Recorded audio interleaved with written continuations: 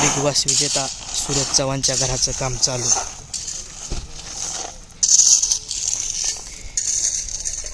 या ठिकाणी सूरजचं पहिलं जुनं घर होतं, आता ते पाडून या ठिकाणी नवीन घराचं काम चालू झालेलं आहे. आपण बघू शकताय खडी क्रशंड स्टील या ठिकाणी आलेलं आहे आणि हे खड्डे घेतलेले आहेत. यामध्ये PCCचं काम चालू आहे. या ठिकाणी PCCसाठी खडी आणि क्रशन टाकत आहेत. या ठिकाणी सूरजचं जुनं घर होतं आणि ते घर पाडून आता या ठिकाणी नवीन असं बंगल्याचं काम या ठिकाणी चालू आहे. आणि हे दिसतंय पुढं ते आईमरी माता मंदिर, सूरजच्या गावातील देवीचं मंदिर.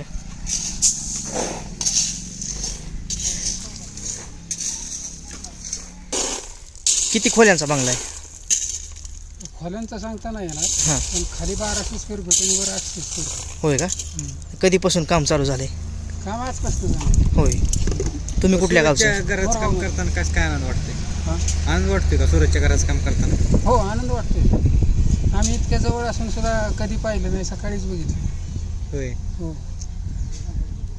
किती दिवसात आता काम पूर्ण होईल सगळं? 1 वर्षाच्या आत. होय का? हो. बरं.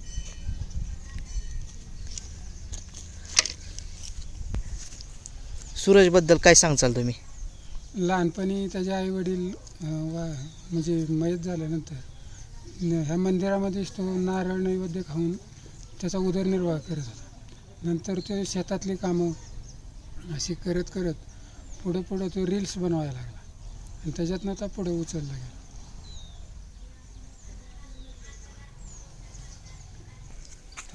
अजून काय बोलचाल सूरजबद्दल तुम्ही? कारण तुम्ही त्यांच्या घराचं काम करताय, तुम्हाला कसं वाटतंय? आम्हाला खूप आनंद होतोय की आपण त्यांच्या घराचं काम करू शकतो.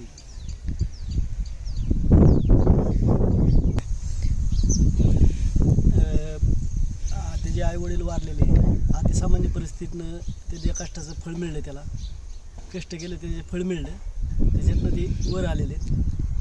त्याबद्दल आम्हाला पण आनंद वाटतोय की सामान्य माणूससुद्धा कष्टाने मोठा होऊ शकतो. तर आता हे किती दिवसामध्ये घर पूर्ण होईल? 1 वर्षात घर पूर्ण होईल.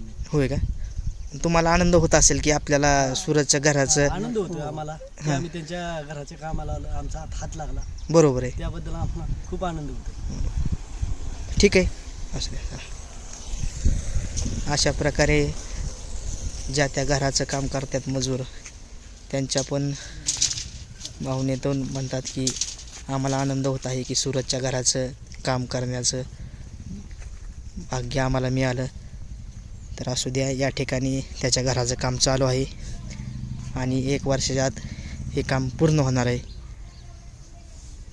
ठीक आहे.